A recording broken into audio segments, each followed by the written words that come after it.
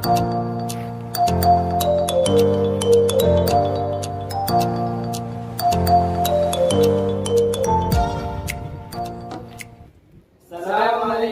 warahmatullahi wabarakatuh. Salam marketing, salam kewirausahaan. Perkenalkan, kami dari kelompok 1 akan menjelaskan mengenai pertama, definisi manajemen. Kedua, strategi operasi untuk barang dan jasa. Ketiga, tugas manajer operasi. Keempat, sekaligus yang terakhir, kegiatan operasi dalam sektor jasa.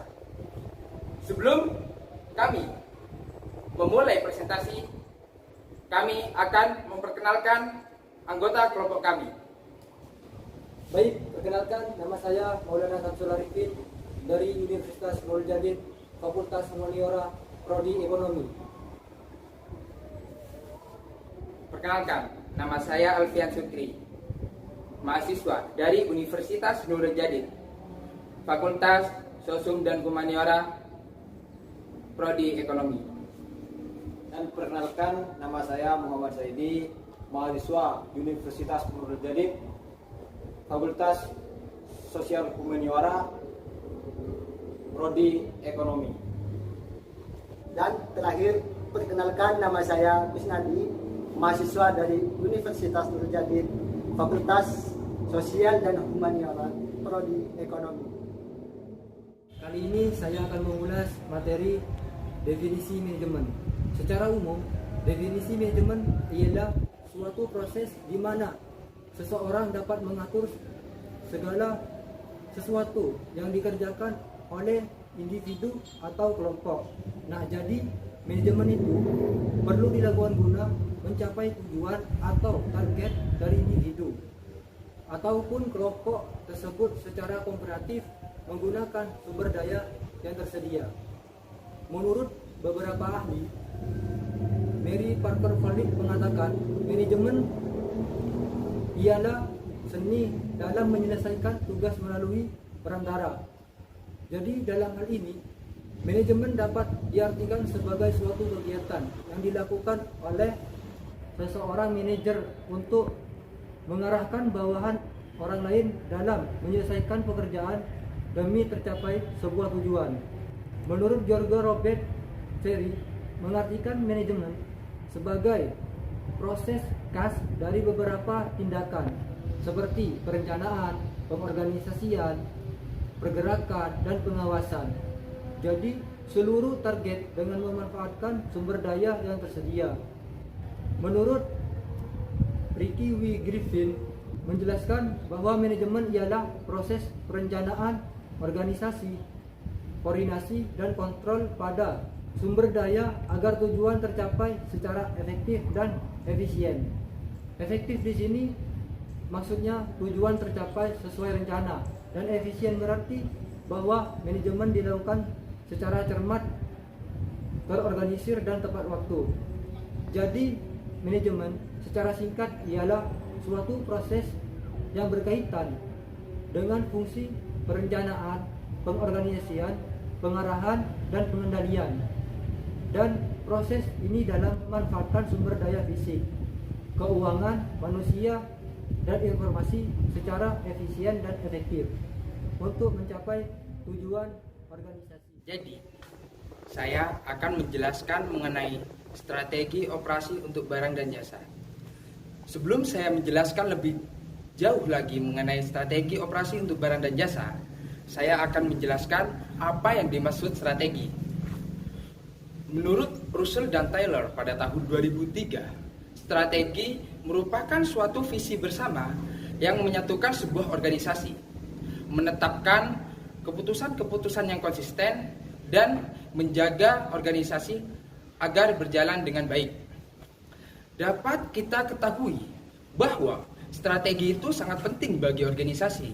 Supaya kenapa? Supaya organisasi tersebut berjalan dengan visi yang telah dibuat bersama, dan dengan adanya keputusan dapat membuat organisasi tersebut berjalan dengan baik sesuai dengan visi yang telah dibuat. Selanjutnya, saya akan menjelaskan pengertian strategi operasi. Menurut Skulder, pada tahun 2011, strategi operasi merupakan suatu pola keputusan yang konsisten untuk transformasi sistem dan berkaitan dengan rantai pasok yang menghubungkan suatu strategi bisnis dengan strategi-strategi fungsional lainnya, sehingga memberi arah untuk mencapai keunggulan bersaing bagi perusahaan. Mari kita bahas lebih detail lagi bagaimana strategi operasi untuk barang dan jasa. Dalam strategi operasi ada yang namanya quality management. Quality management bertujuan bagaimana suatu produk, barang atau jasa dapat berkualitas. Untuk mencapai produk, barang atau jasa yang berkualitas itu ada 3 bagian. Yang pertama, ada product design and process selection manufacturing, ialah suatu produksi yang mana harus ada desain produk dan proses seleksi manufaktur untuk barang dan jasa, yang mana bisa menghasilkan suatu barang yang bagus. Yang kedua, product design and process selection service, ialah suatu produksi yang mana harus ada produk desain dan proses seleksi service untuk jasa yang akan menghasilkan suatu produk yang tidak berwujud atau tidak nyata seperti servis atau jasa, seperti itu. Yang ketiga ada TQM, Total Quality Management, yang mana suatu sistem manajemen yang berfokus pada pelanggan dengan melibatkan semua karyawan dalam melakukan peningkatan dan perbaikan yang berkesinambungan. Jadi, akhir dari semuanya ialah yang mana bisa menghasilkan sebuah produk atau servis yang berkualitas dan melayani dari keinginan, kebutuhan, dan keinginan konsumen serta harapan konsumen. Di sini saya akan menjelaskan manajer operasional. Dalam sebuah perusahaan, manajer operasional menjadi salah satu peran yang sangat penting. Pasalnya, manajer operasional adalah untuk penyeimbang jalannya organisasi perusahaan. Peran sentral yang dimiliki oleh manajer operasional sama pentingnya dengan manajer lainnya, dengan memiliki tujuan yang sama, yaitu untuk menjaga kelangsungan hidup suatu perusahaan. Bertanggung jawab penuh atas organisasi, menjalankan sebaik mungkin dalam memberikan pelayanan pada konsumen. Manajer juga memberikan apa yang diinginkan oleh konsumen dengan cara yang efisien dan efektif. Pentingnya posisi manajer operasional dalam sebuah perusahaan memang sangat dibutuhkan, karena manajer operasional memiliki tugas yang amat sangat penting untuk menumbuhkan perekonomian suatu perusahaan. Berikut tugas-tugas manajer operasional. Yang pertama, membuat rencana lokasi gudang, persediaan dan peralatan mesin yang efisien dan menghemat waktu dan mobilisasi. 2. Bertanggung jawab atas pemeliharaan peralatan pabrik untuk menjamin keandalan dan keberlangsungan operasional. 3. Membuat jadwal kerja yang efisien dan efektif dengan mengevaluasi biaya tenaga kerja. Yang keempat, manajer operasional bertanggung jawab atas keberlangsungan hasil produksi, baik dari sisi kuantitas maupun kualitas. Yang kelima, merencanakan data layout pabrik. Yang keenam, membuat perencanaan kuantitas dan kualitas bahan baku dalam proses produksi. Yang ketujuh sekaligus yang terakhir, membuat strategi produk yang berkualitas sehingga bisa bersaing dengan kompetitor. Di sini saya akan menjelaskan kegiatan operasi dalam sektor jasa. Sebelum saya menjelaskan lebih dalam lagi terkait kegiatan operasi dalam sektor jasa, saya akan menjelaskan jasa. Menurut Hexever et al. Pada tahun 2000, jasa yaitu kegiatan ekonomi yang menghasilkan tempat, waktu, bentuk, dan kegunaan psikologis.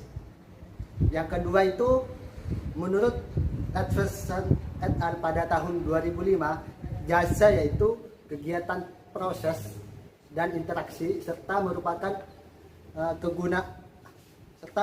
kegunaan dalam kondisi seseorang atau sesuatu dalam kepemilikan pelanggan.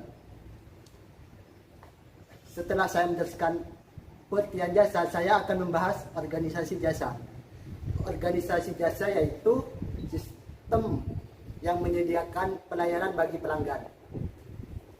Di dalam kegiatan organisasi jasa tersebut ada beberapa sistem. Yang pertama itu sistem penyampaian, di mana sistem penyampaian ini hanya mengumpulkan data dan menyediakan informasi ke sistem operasi mengenai kebutuhan pelanggan beserta persyaratannya. Yang ketiga itu sistem penyampaian. Sistem penyampaian ini bertujuan untuk menentukan di mana, kapan, dan bagaimana manfaat tersebut tersedia bagi pelanggan. Dalam sistem penyampaian ini berisi peralatan dan fasilitas fisik, proses, dan personel. Yang keempat itu desain sistem desain pelayanan. Di dalam sistem pelayanan ini dibagi menjadi dua bagian. Yang pertama itu pelayanan di ruang depan. Yang kedua itu pelayanan di ruang belakang. Di mana di pelayanan di ruang depan itu bagian dari sistem penyampaian yang berinteraksi atau berhadapan langsung antara pelanggan dengan penyedia jasa. Yang kedua itu ada sistem pelayanan ruang belakang, di mana sistem ini penyedia jasa dan pelanggan itu tidak berinteraksi langsung, namun berisi personil, peralatan, dan proses yang mendukung personil atau ruang